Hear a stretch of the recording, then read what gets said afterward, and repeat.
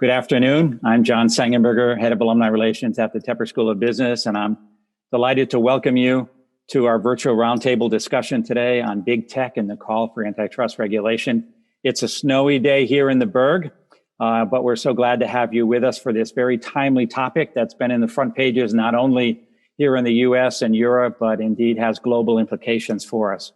Before we begin our discussion, let me make a couple of announcements. First, we are coming to the end of 2020. Some of us may be saying, thank God it's the end of 2020 in just 2 weeks. But if you did not make your year-end contribution, your year-end gift to Carnegie Mellon or to the Tepper School, we invite you to do that. We really appreciate your support of the school. You can choose any fund that you'd like. We'd particularly like to have you think about our lifelong learning fund that allows us to provide webinars like this and other resources for our alumni.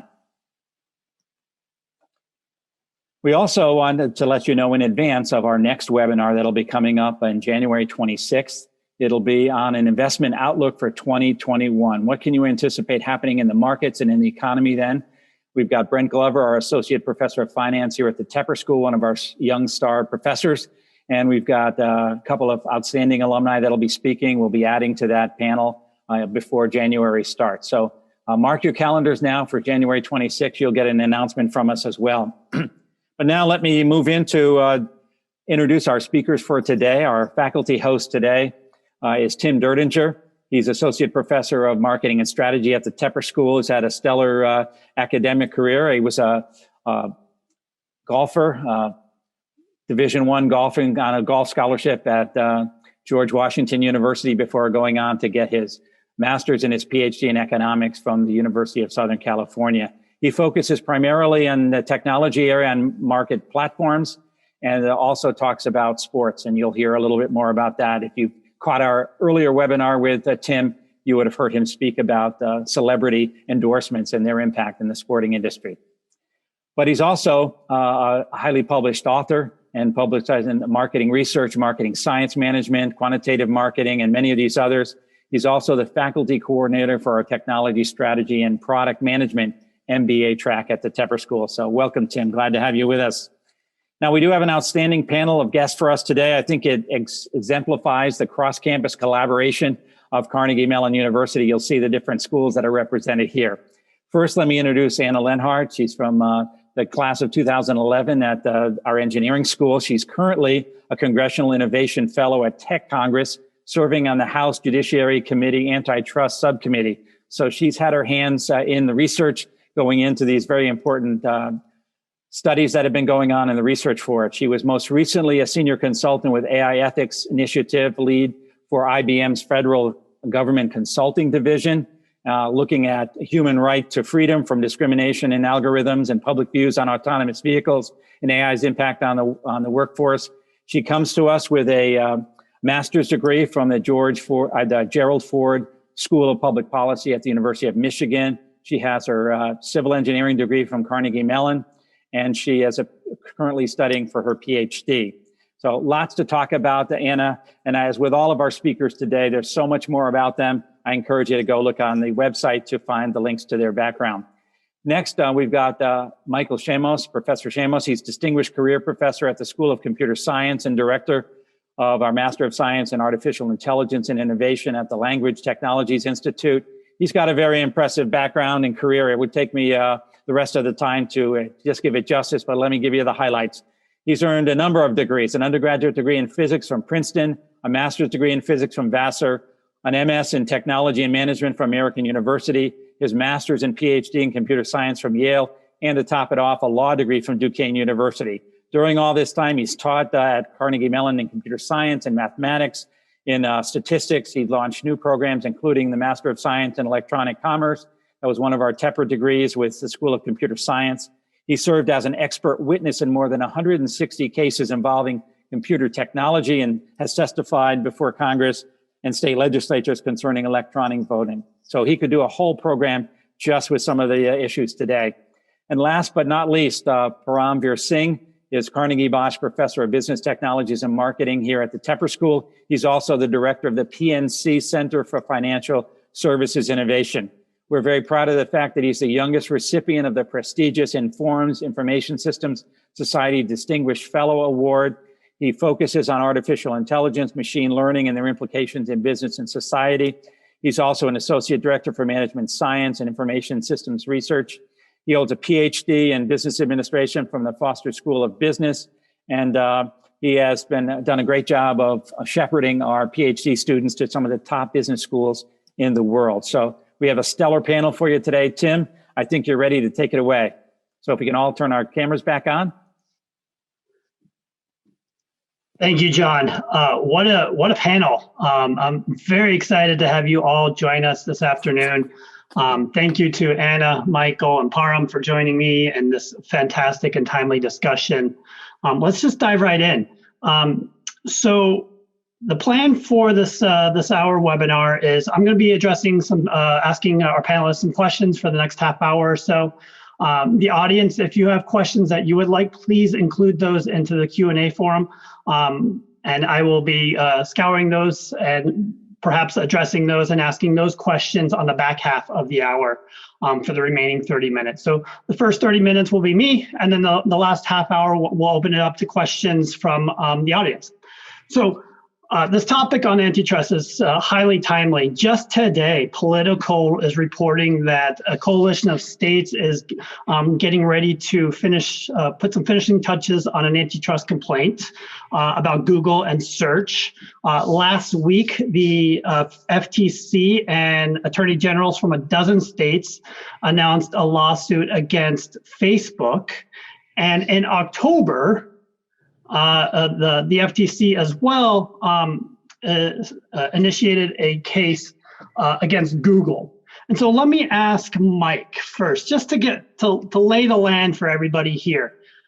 What's the focus of antitrust laws and regulations? What do they do, and who do they protect? Okay. And then we can dive in. The first thing I have to do is explain to you why I look different from my picture that was shown previously. That was my pre-COVID hair.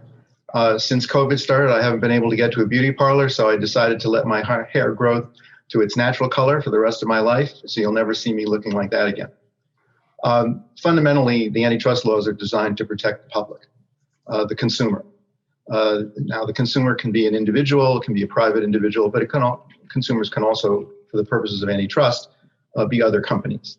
And so companies can, of course, be hurt by antitrust. But the primary focus in the United States is on protecting the public.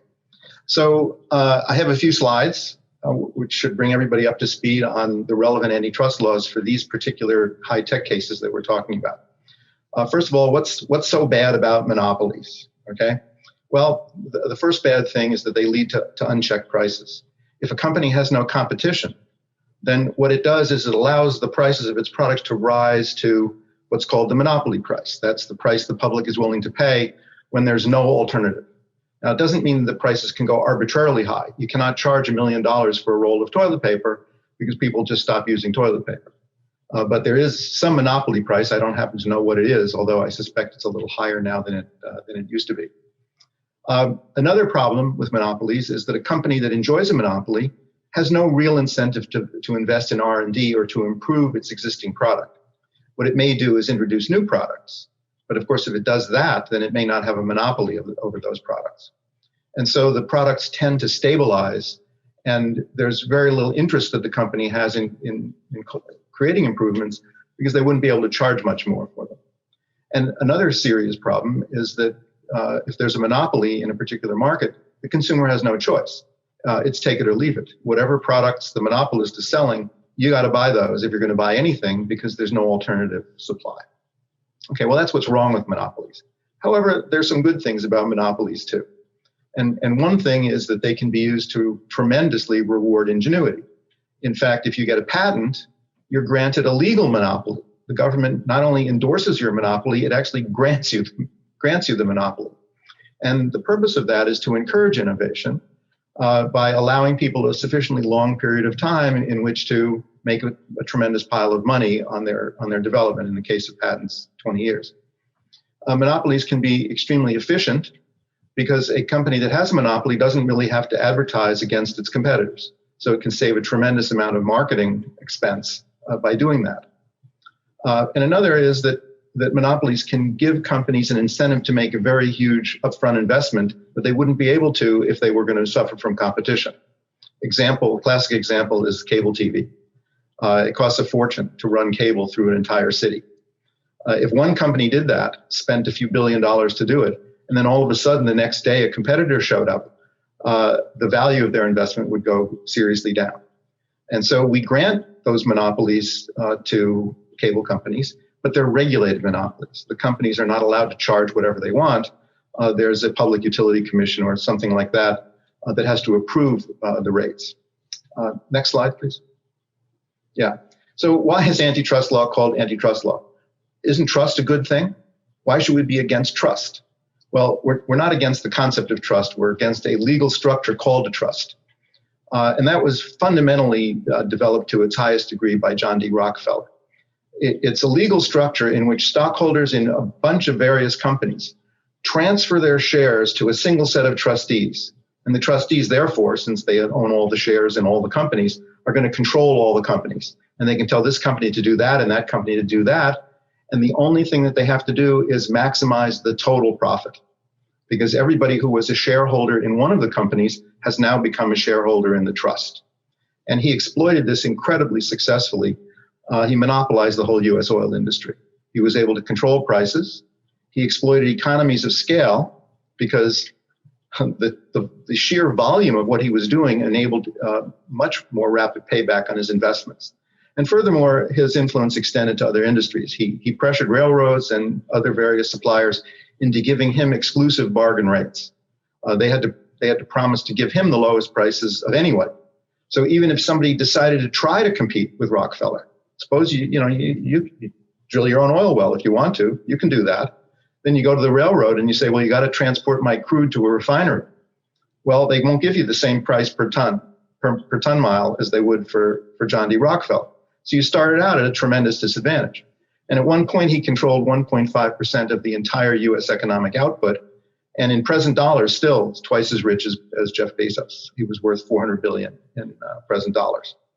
And that led to the next slide. Congress needed to do something because the newspapers were rabid against the rapacious activity of Rockefeller.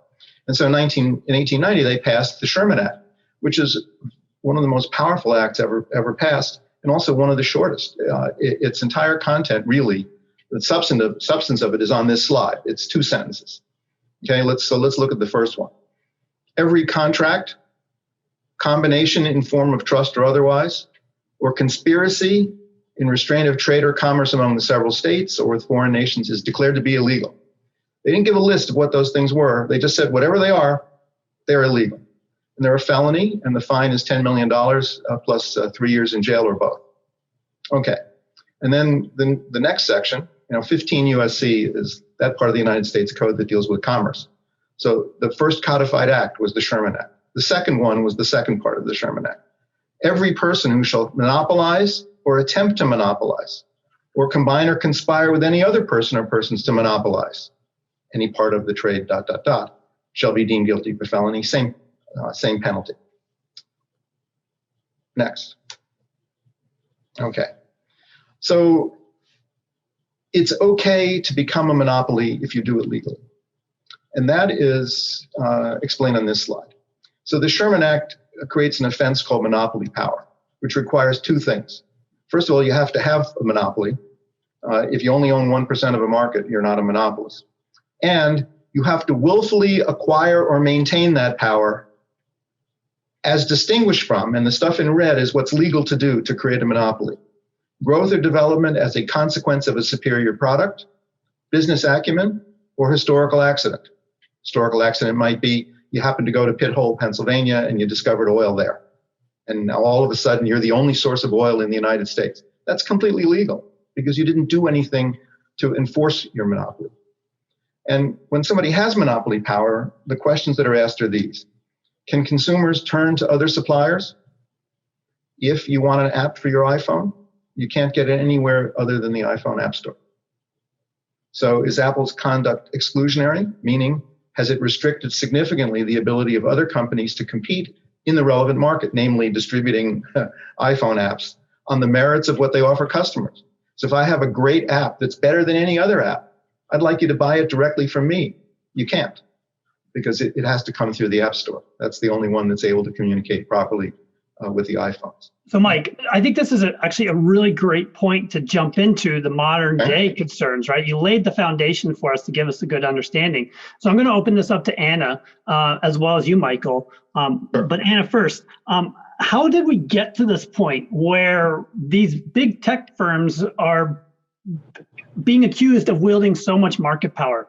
Why are Facebook, Amazon, Apple, and Google being accused of monopolies or possessing this monopoly power? Can you give us some insights here, or how we led up to this? And then Mike, maybe you can share some explicit examples, maybe touching on the Facebook case. What is that about? What is Google's the Google case about, et cetera?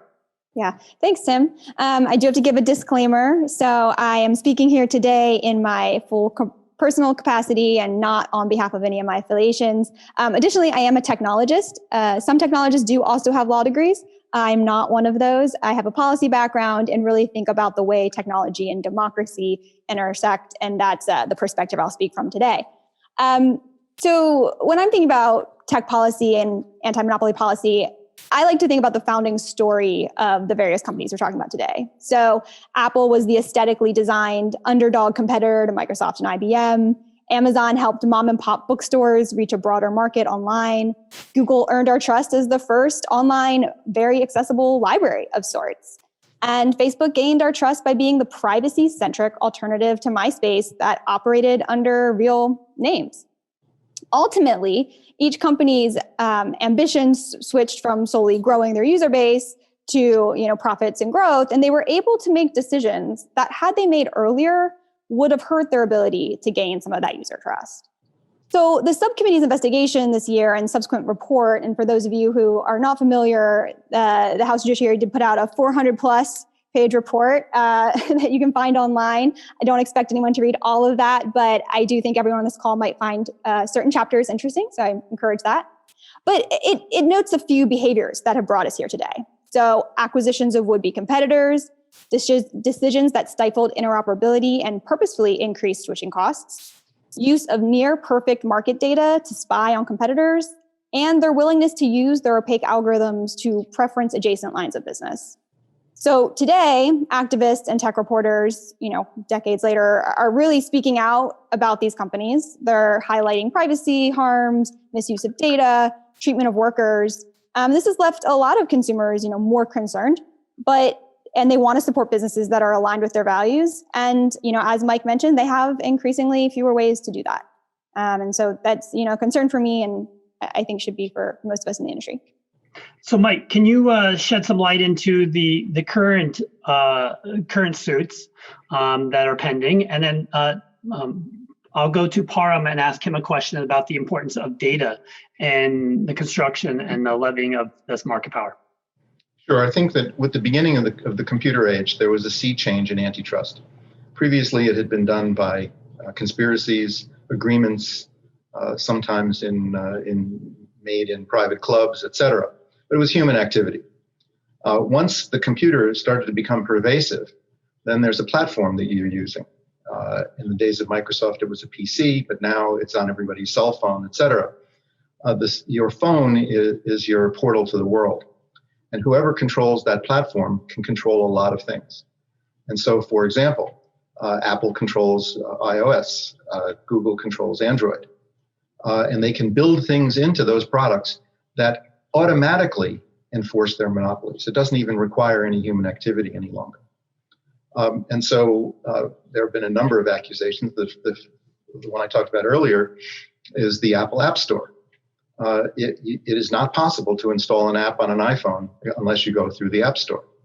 And if you're a supplier of apps, you have to pay a 30% fee to Apple in order for them to carry your app through the App Store.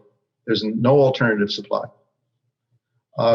With Google, for example, Google, when they distribute the Android platform, let's suppose you're Samsung, you want to use the Android operating system on your phone. There's an agreement that you have to subscribe to that says that Google is going to be the only search icon on the face of the phone. Why? Because Google wants it that way. And so if you're somebody who's trying to compete with Google, how do you get your app onto the Android? It won't come with it, et cetera. And so these are ways in which controlling the platform really controls their ability to shut out competitors. Excellent, thank you. So Param, Facebook in their suit last week that was brought, they're being accused of abusing its dominance in the digital marketplace and engaging in anti-competitive behavior. Google, the state's new coalition of states that was just announced today, as I said earlier, by Politico, they're being accused of being a gatekeeper of search and leveraging that search power in other domains. And so the question I have for you is, what role does data play today versus maybe 50 years ago? And so if you could shed some light into that, the role of data and collecting and accumulating this market power and then leveraging it to your advantage. Hey, thank you, Tim. And thanks for inviting me to the panel. And thanks, Mike and Anna, you have provided a different perspective than what I would go to. I don't have a legal background, so my perspective is more from a business school professor's viewpoint, thinking about these companies and how they impact competition. So when we think about big data, which is particularly when we talk about data now with these companies, we always use the word big data. And these are not the only companies which are collecting data. There are a lot of companies nowadays, online retailers and other companies, which also collect data. So one of the key things that these companies, the GAFA companies that we typically talk about, Google, Amazon, Apple, Facebook, these kind of companies are collecting this tremendous amount of data about consumers, what they do, what they like, what they are looking to purchase at this time. Are they searching for certain things? Where are they going to be at a particular location or so on? So they are trying to understand the consumer, and based on that, they build products. Okay, like Google search is telling you, is helping consumers go to a particular website that they are looking for. Amazon is telling you, like, these are the products which are available for when you put in a keyword and so on. Similarly, Facebook is helping you connect with your friends and so on. So one of the key things that they require is to use this data about your past behavior and using it to predict about future and coming up with better recommender system, better search engines, more personalized products for you and so on. So that is the value that data provides in this particular aspect. But at the same time, what these companies do is they offer you these products for free. Going on Facebook is free. Using Google search engine is free directly. Right? Even accessing Amazon itself is free. You have to pay for the product and so on. But when we go at, like, they use the same data to monetize, which is through advertisement. The better data that they have, the more they know about the consumers, the better they can target the consumer. As a result, the advertisers are actually more interested in going on these platforms where they can target them much better. Now, the lawsuit, particularly on the Facebook side, my understanding of that is, one, they are thinking that Facebook is actually having access to this really good data. And as a result, it's almost acting like a monopoly in the advertisement side, and the advertisers' prices are going to be higher and so on. Right? Or other competitors cannot get in this space because you need data to do this. But my worry on this, like my thinking on this at all is coming from very much what Mike earlier said about this, the railroad example, and where the oil was being used, and this railroad, you could get bargain prices where others won't get. When I look at data is not like that railroad.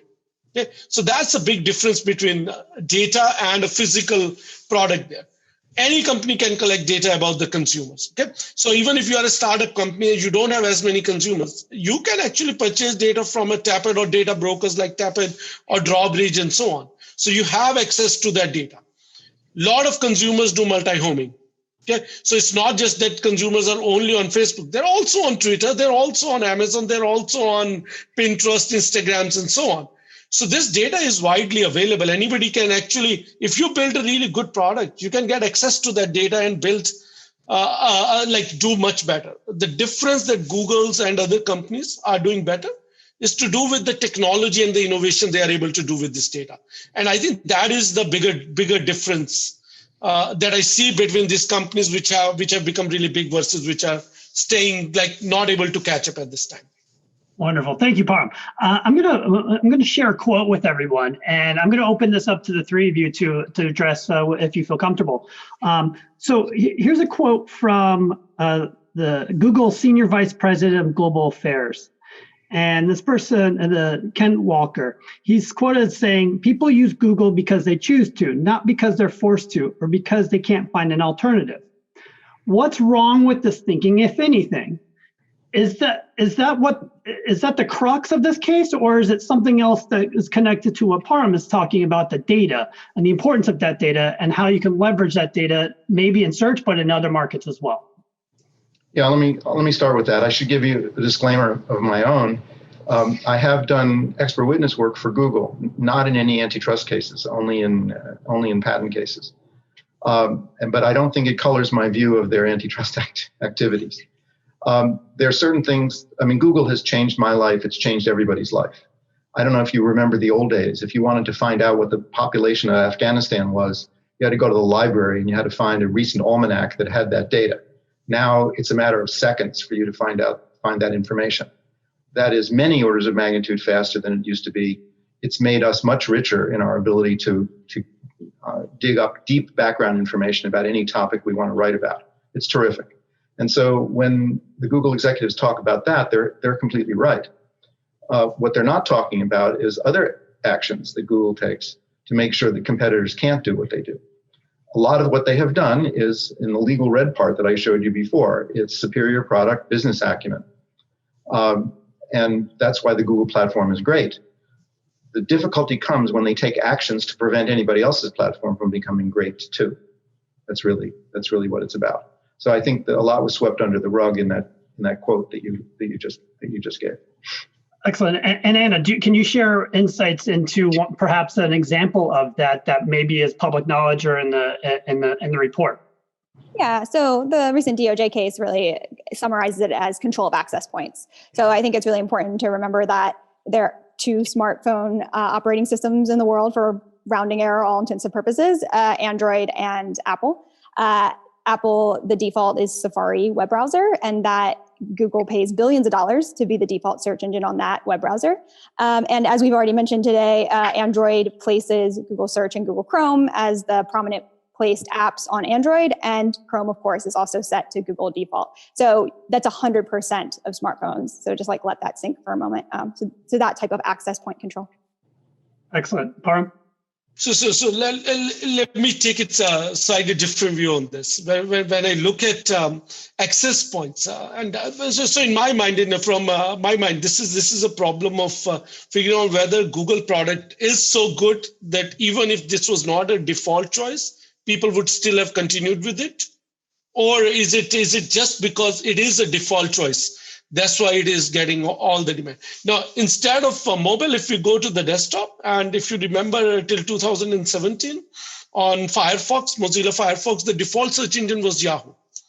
And if you use Windows, which is still, I think, the biggest operating system being used on desktop and laptop computers currently, Microsoft Edge, which is coming after Internet Explorer, the default search engine is Bing. How many people are actually using Bing or Yahoo now, right? So we have to look at that perspective as well, that it is, in fact, in my mind, it seems like a better product, even if I was a bit surprised that Apple has actually paid, Google has paid billions of dollars to Apple to show it as the default choice. My guess would have been, even if it was not, a lot of people would have anyway used Google as the default search engine. One point I want to add to what Michael has brought up. The point where Google is actually blocking other competitors to do things. I think this is going to come from what they say is what they're doing with Chrome now. Google controls Chrome, it's their product, and they're blocking third-party cookies.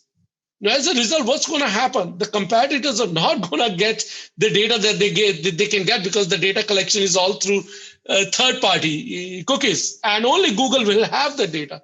That's where I feel like the bigger problem is for Google in my mind. Excellent point. Excellent point there. And so I'm going to ask one more question. Perhaps we can keep it short, and then I'll start to address some of the questions that we have from the audience that have been popping up or had submitted earlier. The last question I want to pose is, as we go down this road for Facebook and Google and Apple, perhaps, and Amazon, what's the ramification on the consumer? And then what's the solution? What is the government, perhaps, what are the options that the government have at their fingertips to rectify a potential problem that they find? Well, we should go to our government representative for that. Yeah, I'm happy to take the second part of that question. Yeah, well, first, I think it's worth recognizing that the Facebook and Google cases showed us something that Republican, Democrat, state level of government, federal level of government, international, everyone realizes that there's a problem. And that's exciting for 2021. That means we're going into a year where we get to have a fun public conversation about how to solve that. And so the subcommittee's investigation was really focused on understanding these digital markets, what makes them different, how do they work? And the report does outline some new kind of legislative remedies. But there's some questions I've been thinking about this year and encourage people in the technology space to be thinking about, which is, should owners and operators of third-party platforms, Amazon.com, Apple App Store, Google Video Search, be able to have first-party products on that platform?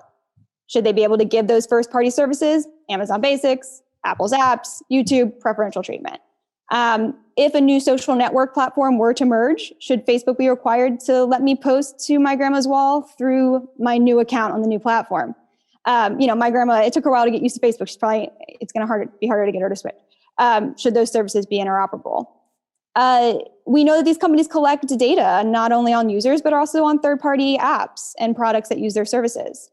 When is this data being used to improve the platform and make it better for everyone? And when does it cross the line into being near perfect real-time market data that offers an unfair advantage? So, I don't think these questions are trivial. I think they require insights from some of the people here today and data scientists who work with these systems. But I think it's an exciting time to be discussing them. Thank you, Anna. Param or Michael, do you want to add to any of that, or should we just jump right into the questions from the audience? Time to jump as far as I can. All right, let's go for it. This question's from Zach Talmadge, and Zach and I think we were vibing for a little bit here because I have the same exact question written down on my notes. So many of you probably remember back in the late 90s, Microsoft had entered into some antitrust problems as well. And so why is Microsoft not under such scrutiny as these other tech companies? Did they learn from their past transgressions? Or are they not in such a market position that the government regulators and attorney generals aren't scrutinizing their behavior as much? Thoughts? Yeah, I'll take that. So it's both. Okay, they learned their lesson, and it was a very expensive lesson, and they don't want to relearn it in another expensive way. But another point is that the dominance and significance of the Microsoft platform is diminishing when compared, for example, with cell phones, where Microsoft has virtually no presence.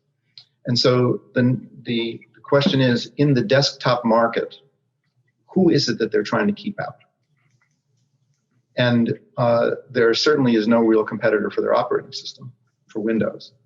And so they don't actually have to engage in anti-competitive activity in order to maintain their dominance. If you wanted to develop a better spreadsheet than Excel, you could do it, because you can download and install software directly to a Microsoft platform. You don't have to go through Microsoft to do it. And so they're maintaining their monopoly by superior products. And so I don't see them as facing antitrust difficulties now. Excellent. I want to follow up with Anna here. And this question's for Mark, from Mark Anoto. And he's asking, why are we including Amazon among these companies? Amazon e-commerce competes in retail markets and has a small market share of the total retail market. Amazon AWS competes against very strong players in the cloud: Microsoft, Google, IBM, Oracle. And so perhaps you can shed some light into your background, particularly your work with the subcommittee and how it relates to perhaps that question. Yeah, I mean, so I should say I joined the investigation after the 4 companies had already been chosen, so I was not part of that process and can't speak to that. But what I will say is the subcommittee's investigation was not focused on existing antitrust laws. It was trying to understand a market that appears to be quite concentrated and the dynamics that are going on within it. And I think one of the challenges that all people working in the policy space at this time have to think about is where to draw the lines around these markets. And I think what the subcommittee's report tries to do is really kind of start that conversation and put out what are the different potential markets and how could those lines be drawn. That's the extent to what I'll speak to now. Okay, wonderful. Parm, do you want to share anything on from that in terms of looking at it from why are we including Amazon, given your perspective on data and the role that they play? Yes, so on Amazon, I don't think the issue with Amazon is on the web services side at all. It's more on the retailer side. There have been concerns in the past that Amazon uses data about what are the best-selling products and then try to offer those products and kind of remove the independent sellers from selling those products. So this has been an issue, is it being anti-competitive and making these independent sellers only sell long-tail products versus others? And so I want to jump in right here and give a plug to someone that's not on this call right now, and that's a co-author of both mine and Param's. And Mike, very well as well, Kannan Srinivasan. And along with a PhD student and a former faculty member, wrote a paper back in 2013 exactly on this topic. The role that Amazon, how they leverage data to find what are going to be those well-known, well-sold products and bring them in internally to leverage increase their profits that way. And so the research that we're working on across the many areas within the business school are directly related to this. And I applaud Kannan and his co-authors on that paper for looking at such a topic so early on. So sorry to interrupt you, Parm. So you made the point, basically. This is what I was about to say. So those are issues out there. We have to think more deeply about this. By doing that, is Amazon boosting up the prices for these products, which are the more bestseller products? Right? So that's where, in my mind, the concern is. Excellent. Another question from our audience is thinking about innovation. And this question is about, there's a notion that breaking up these big tech companies, perhaps a remedy for their anti-competitive behavior and power, can oxygenate the ecosystem. Getting rid of WhatsApp and Instagram for Facebook, or removing Amazon or AWS from Amazon, can oxygenate the ecosystem to fuel more innovation, as well as to increase shareholder value, at least for Facebook shareholders. What do you all think about this idea of breaking up these tech companies to help spur innovation? Well, I don't think much of it. And the reason is I looked at the AT&T breakup and who were the companies that survived. They're all still around. They just have different names. Bell Atlantic is Verizon now. I think what you need to do is to isolate the anti-competitive acts that they perform and forbid those. The mere act of essentially taking a company and cutting it up into pieces and distributing the pieces, that could have the effect of increasing some competition in certain areas. But it also hampers them tremendously in proper uses of the synergy that they achieved by having those things all together. What you have to do is have a fair playing field.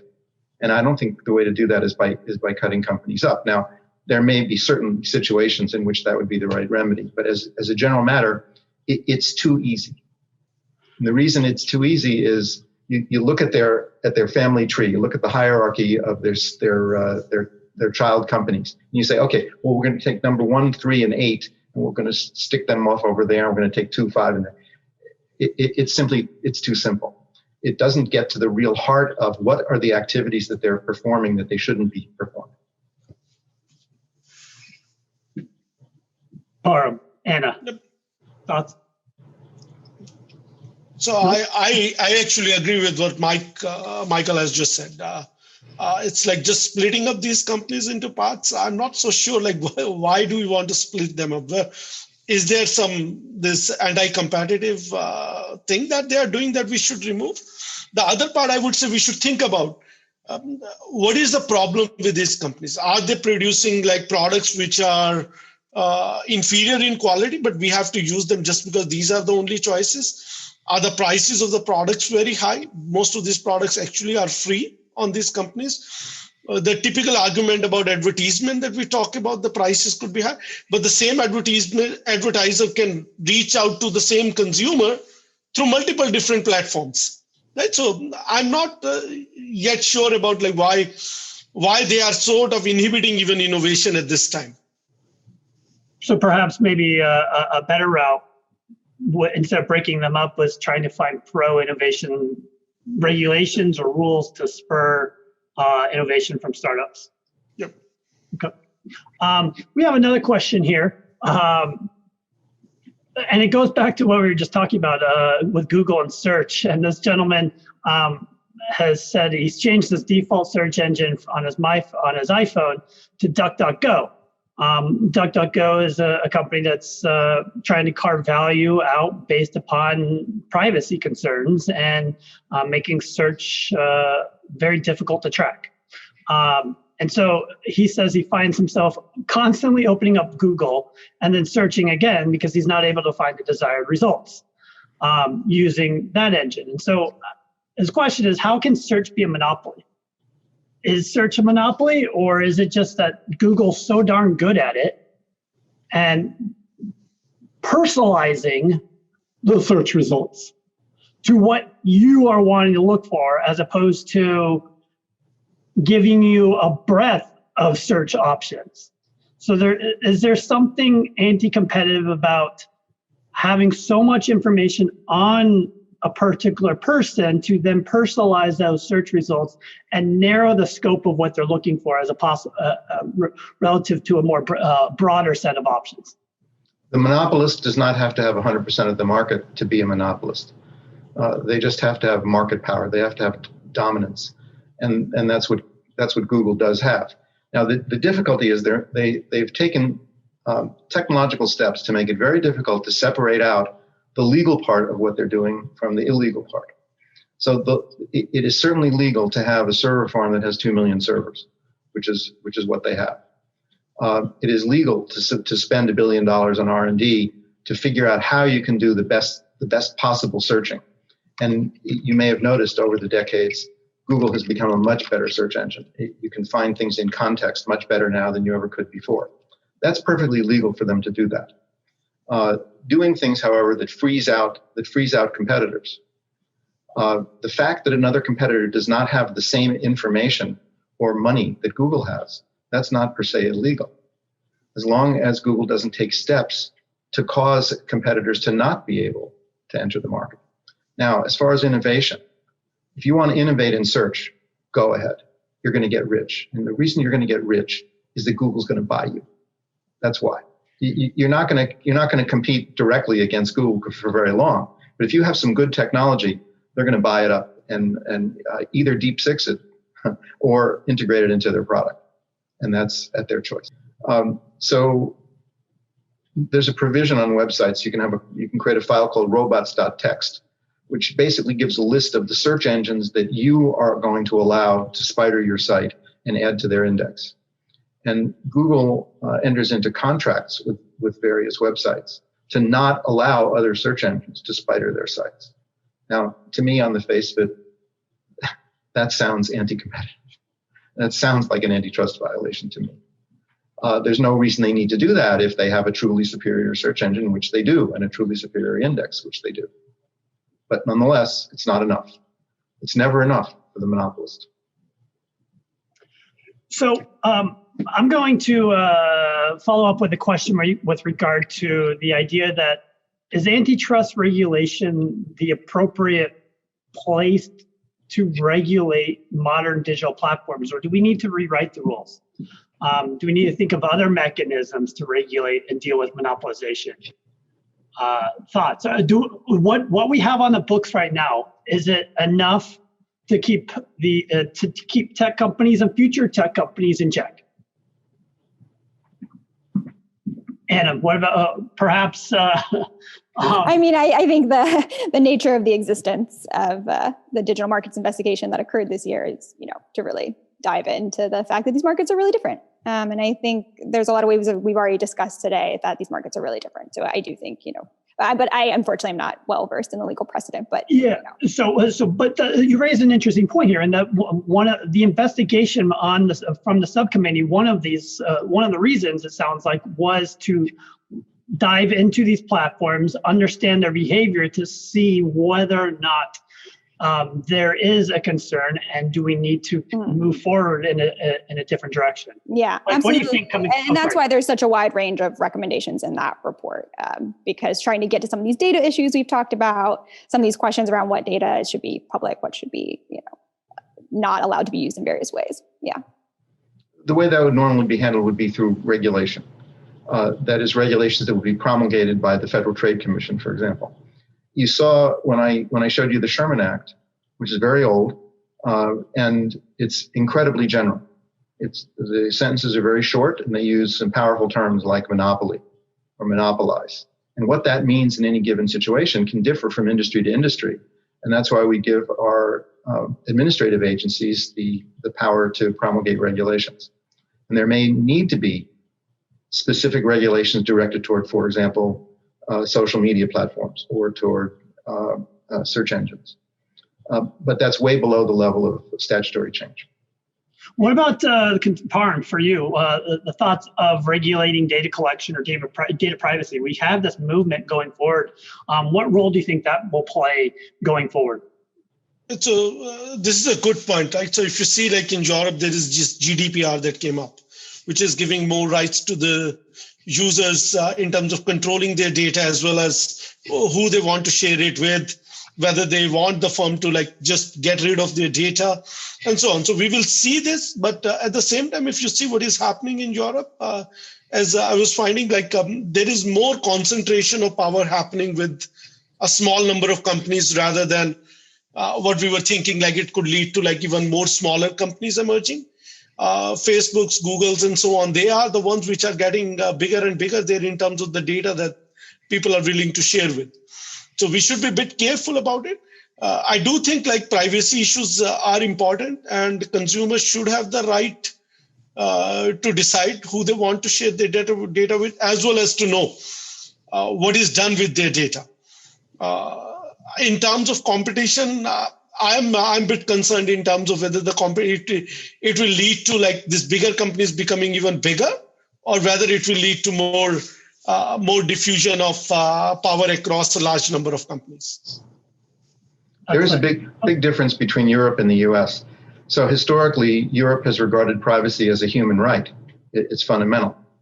In the United States, we regard privacy as a commodity. It's something to be sold, and people are very willing to sell their privacy at very low rates, largely because they don't understand what the risks are of having sold their privacy. And so there's a significant educational detriment that we have to make up in the United States to let people know about this. Yeah. And I'll put my AI ethics hat on for a moment. And I am a believer that, I think more competition in a market could mean, people competing on, privacy and approaches to content moderation. But I also am a big believer that we're going to need some new consumer protection type of laws. And for me, I actually think if you're thinking about our competitive interests as a country in the AI race, I actually think it's in our best interest for consumers to trust our technology and feel like they have input regarding how their data is used. So there was some earlier reporting this year about how a group of teenagers in Maryland, my home state, started sharing their Instagram accounts so that, what Facebook thought was one teenager that they were targeting ads to was actually a blend of teenagers. And it's kind of a funny story about all these different types of ads they saw. But essentially, it was a coordinated adversarial attack on this Instagram algorithm. In that context, not something we should be too concerned about. But if we're thinking about future AI applications in medicine, precision agriculture, that becomes problematic, right? If people don't trust their fitness watches and they start shaking their hands really, really fast and purposely trying to mess up that data, that could harm research in that space. And so, I do think there's actually a benefit that could come from making users feel like they're more in the loop, they know what's going on, and they're part of the underlying goals of that tech. Mike, you brought up Europe.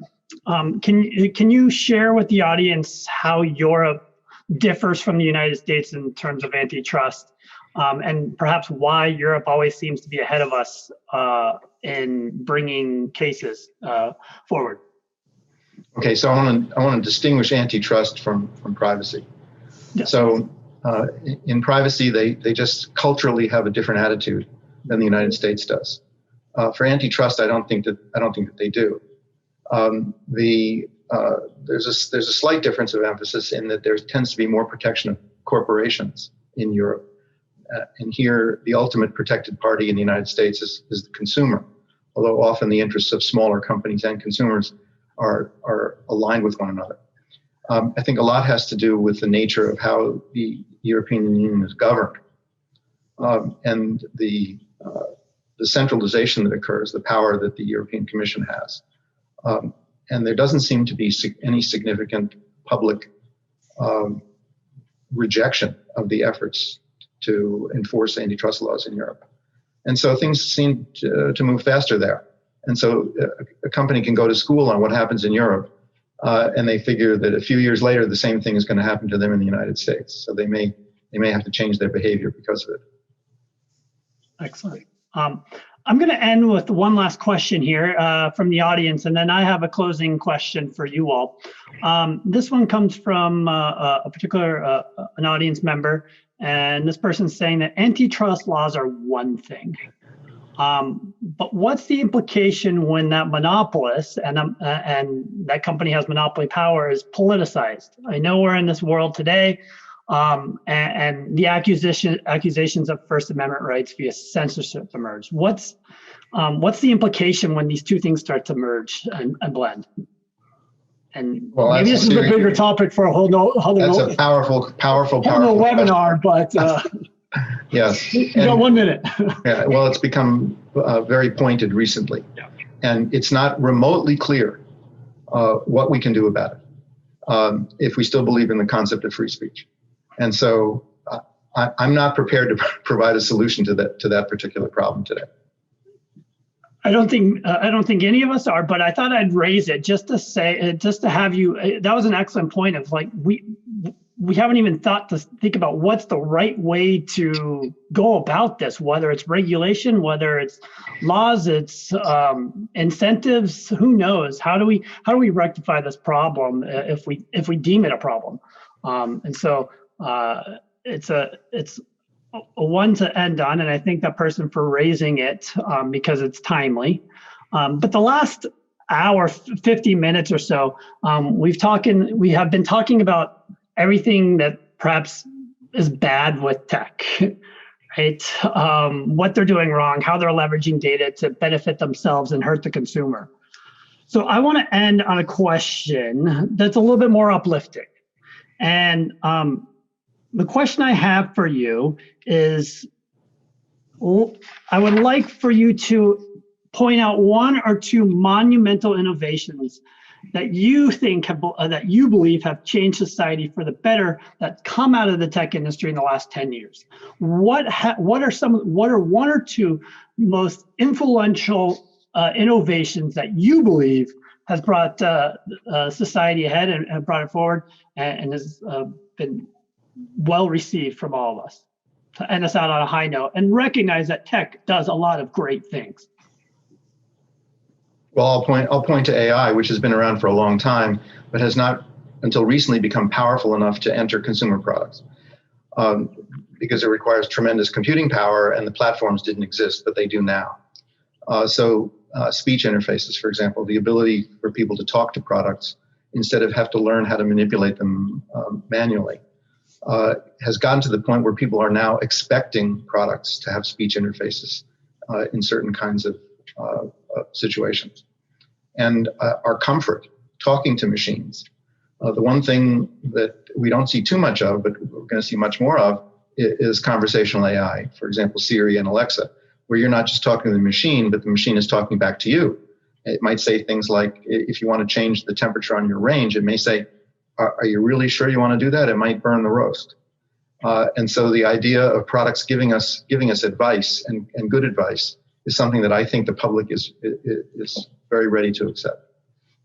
Excellent point. Excellent point. Anna. Yeah, so when I was reflecting on this question, I actually came back to the reason I chose to work in public policy after getting an engineering degree. So when you think about the natural language processing jumps we've made in the past few decades, image recognition, voice recognition, like Mike was saying, they're remarkable feats of engineering, truly. The issue with technology is that it actually gets its values from the social and economic systems in which it's deployed. So when you look at our country, we have growing inequality. We have people in power that care more about Wall Street than the families struggling to feed their children. And so it's no surprise that some of the leading machine learning technologies that have been developed have been used to sell high-end goods to people with disposable income and high-interest loans to people struggling to pay their rents. So what I think that means for us as a society as a whole that lives in a democracy is thinking about how do we want to change some of these incentives so that the incredible engineering work that's being done, and I do believe it's quite remarkable, can be used to solve some of our real problems. So climate change, how do we get affordable, high-quality healthcare to everyone? I'm excited to think through what some of this stuff could do. So I'm on the view that AI is, of course, the one which is actually changing the life of everyone for better.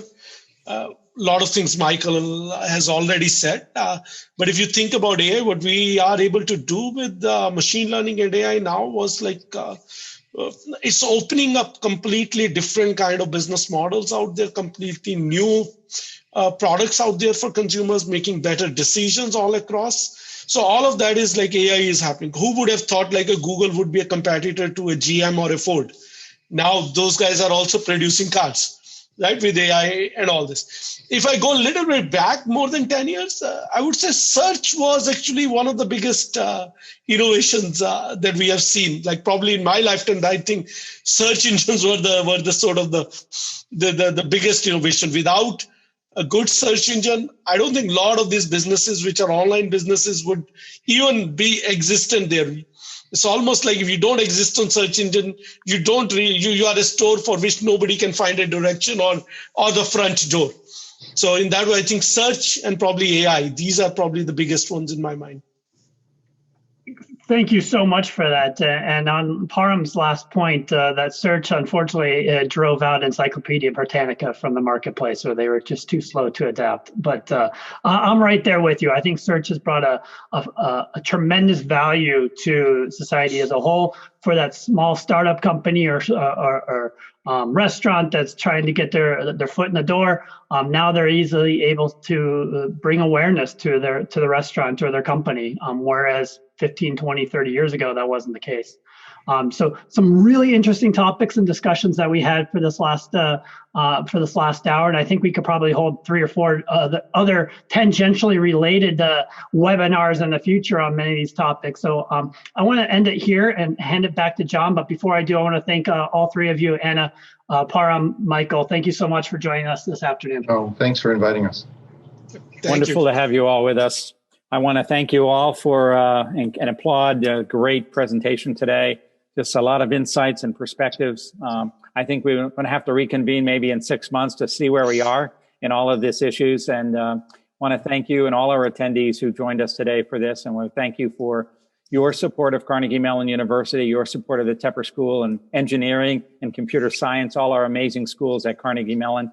And wish you all a happy holiday season. And we look forward to seeing you in brighter days in 2021. Thank you all so much.